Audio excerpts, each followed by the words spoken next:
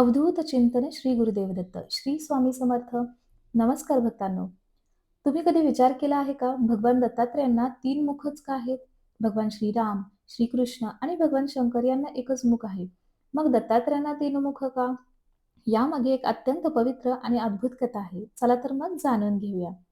सत्ययुगात एक महान ऋषी होते, महर्षी अत्री. त्यांची पत्नी होती सती अनुसया. अनुसया या पतिव्रतेचे सर्वोच्च उदाहरण मानल्या जातात. त्यांच्या पतिव्रतेची आणि तपश्चर्येची कीर्ती संपूर्ण त्रैलोक्यात पसरली होती. महर्षी अत्री आणि माता अनुसया यांनी अनेक वर्ष कठोर तप केले. त्यांची इच्छा होती की परमेश्वराचे दिव्य तत्व त्यांच्या घरी पुत्ररूपाने अवतरावे. त्यांच्या तपामुळे संपूर्ण सृष्टी भारावून गेली होती.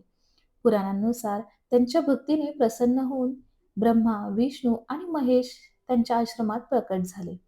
महर्षी अत्री आणि माता अनुसया यांनी अत्यंत नम्रतेने त्यांची पूजा केली. त्रिमूर्ती त्यांच्या भक्तीवर प्रसन्न झाल्या आणि त्यांना वरदान दिले. परंपरेनुसार ब्रह्मा, विष्णू आणि महेश यांनी आपापलं दिव्य अंश अत्री आणि अनुसया यांना प्रदान केलं. या दिव्य तेजातून भगवान दत्तात्रेय प्रकट झाले. दत्त म्हणजे दिलेला वर आणि आत्रेय म्हणजे अत्री ऋषींचा पुत्र. भक्तांनो, तुम्ही सुद्धा दत्तभक्त असाल तर एकदा कमेंट बॉक्समध्ये नक्की लिहा, दिगंबरा दिगंबरा श्रीपाद श्रीवल्लभ दिगंबरा.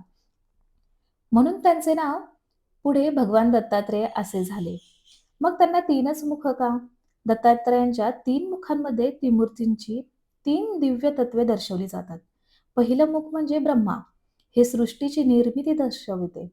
ज्ञान, वेद, शिक्षण आणि नवीन सुरुवात यांचे ते प्रतीक आहे.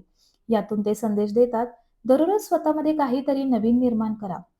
नावन्य तुमच्याकडे भरभरून ठेवलेलं आहे. तुम्ही फक्त प्रयत्न करायची गरज आहे. दुसरे मुख म्हणजे भगवान विष्णू. हे पालन, प्रेम, करुणा आणि धर्माचे प्रतीक आहेत. भगवान विष्णूप्रमाणे प्रत्येकाचे रक्षण करा. कुटुंब, समाज आणि नात्यांची जपणूक करा. कोणी कसंही वागू देत, आपण चांगलंच वागायचं. हे मनात नेहमी धरून ठेवा आणि चांगले कर्म करा. तुमच्यापासून कोणतीही गोष्ट लांब जाणार नाही आणि भगवान दत्तात्रेयांचा आशीर्वाद तुमच्या पाठीशी नेहमी राहील. तिसरे मुख म्हणजे महादेव. हे वैराग्य, तप, परिवर्तन आणि अहंकाराच्या नाशाचे प्रतीक आहे.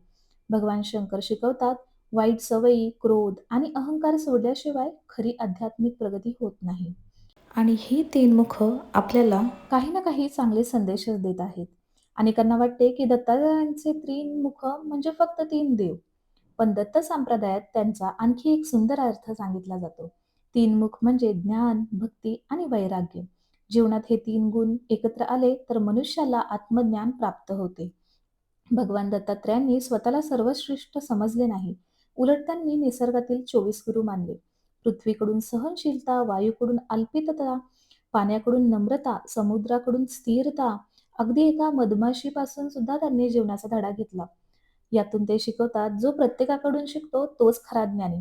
मग आपण का मागे राहावे? आपला गुरु म्हणजे दत्तगुरु आपल्याला शिकवतात की कुणाकडूनही काही शिका.